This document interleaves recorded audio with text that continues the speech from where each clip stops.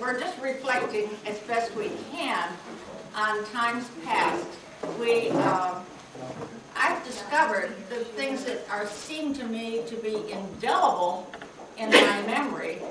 They were so important and loomed so large at one time. I now find I've lost bits and pieces of the memory, and I can't swear to everything that I say anymore. I'm sorry, I wish I'd made voluminous notes of those times, but there was so much happening in the 60s and 70s that I was part of and enthusiastic about, and much of it had to do with housing. Well, I've got a stellar panel here. On my right, immediate right, is Don Farley, who at the time that we're talking about was an associate pastor at the church next door, the Congregational Church, which is kind of the godfather, maybe, of this building, you might say. And to his right is one of my sons, Carter Cleland, and he has memories of being on this land. Before the building itself was here, it was occupied by a private home. It was occupied by a private home that had been originally built and occupied by a family named Gates. So we'll talk about how the Gates family used it as a home, and then it evolved into other uses and ultimately was removed entirely so that this building could come into being. And I was at the time an active church member of the Congregational Church next door. I am an active community person in the issue of housing particularly. I kind of wonder if I did any decent mothering of my kids at the time because I was so busy helping the world. But they're great kids, so I think something was right. Maybe my ignorance was bliss. Well, just to quickly review what I can say about this home next door. My memory of it was that it was large, it was massive, it was sort of imposing. And it had been built in the 1880s, according to records that I have. In 1895, Mary Gates, who was the mother, donated a part of her land to the church, which then proceeded to build a building on the land.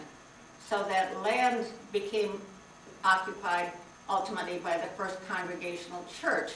And she gave that land to the church in 1895.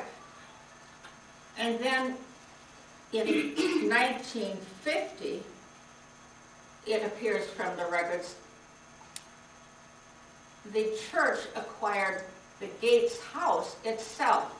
Now, we're not sure if the family sold it to the church or made a gift of it to the church. We don't know if they died or if they moved away or quite how that all happened. But the church acquired Gates' house, this residence, in the 50s. So at that point, Don's going to tell us something about that building, the Gates house, and your memories of how that was used and so forth. And then we'll take turns. We'll just pop up and down. When my family and I moved here in 1963, we came from Wisconsin, from Menominee, Wisconsin. And I came to be the associate minister with Buckner Coe, who was the senior minister at the time. And a woman by the name of Esther Ewell was the minister of education at the church, and I became the associate pastor. We lived in a parsonage that belonged to the church at 10th and Ashland up the line here, just a couple of blocks. But I was here at the church just next door every day. And the way I remember it was that the church, the extension of the church, this end of it that you see from the back of your building, was there. That was on the Gates property, I guess it must have been. It was given earlier. The house itself faced out onto 11th Street, and sat about where this building is, it must be, yeah. Sure.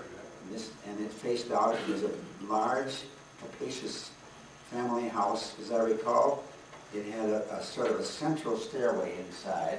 You correct me on this. Well, that's kind of what I'm remembering. This is kind of I kind of remember it as being sort of, I mean, I know that there were two separate sides, and I wonder if it wasn't sort of a double unit living thing, because there was a kitchen at the rear of both sides, and a central staircase that went up to the apartments above. Yes. And, yeah, so it's, I was looking at the front of this building, and it seems as though it must be a 60-plus wide lot. Quite a wide lot. Yeah, you see, this would be the, no, this way. 11th Street is out this way. So Right. and Well, you're holding it down at an angle. yeah. This would be 11th Street here, and then the front of the house, and the inside, the double stairway. It was divided. I suppose that had been done sometime after Maybe it the was 18th. rooming at one point or another. Kind of where your main front door is out here on the side by the parking lot is where this garage was, and it had a nice side drive that came up along here and had this big garage, brick garage over there in the corner. And then I've got the parking lot over here.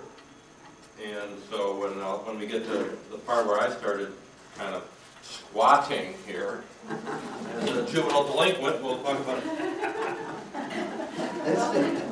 The building, as we said, was faced on 11th. There was this, was divided into two, and upstairs were two apartments that were part of the church property, of course. The whole building was kind of an extension of the church building at the time. And Esther Ewell, the director of education, a single woman, lived in the apartment on that side toward the church on the second floor. And the church's, one of the church's janitors and his family, a young family, lived in the apartment on the south side, the south side of the house. And then down below were assorted rooms. And when I first came here, those were Sunday school rooms, and classes would come over from the church, younger classes as I recall.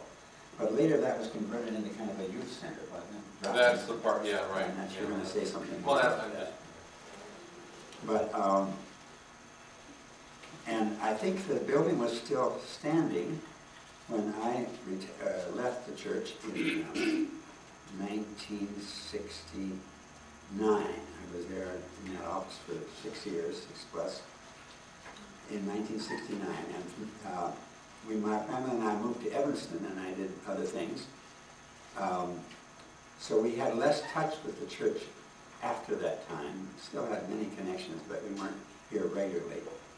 And I remember hearing, though, a lot about the discussion of what to do with Gates House, And then eventually a plan was worked out. And Jean had a heavy part in that, didn't she? I did. Now, in negotiating arrangements whereby this building, which we're in here right now, was built. So let me give way to Carter, who will tell you a little bit more about Gates House.